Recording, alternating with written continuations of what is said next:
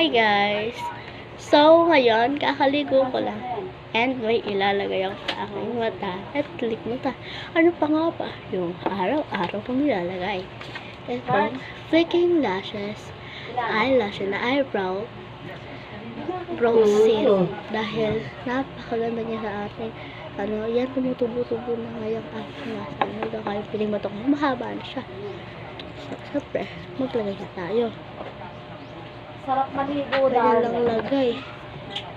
ang press. Ganyan lang ilagay, oh. Sorry kung maingay yung magulang ko. Yan, salute. Nakalagay ko lang ng ganito, eh. Inulit ko lang para makita nyo kung paano ilagay.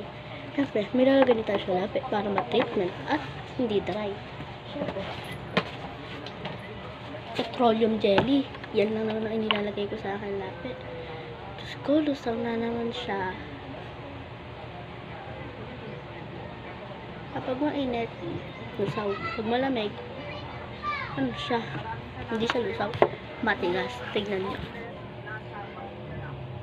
Lusaw, ano? Sabi sa inyo. Kaya, ano? Pili na kayo nito. Yan lang.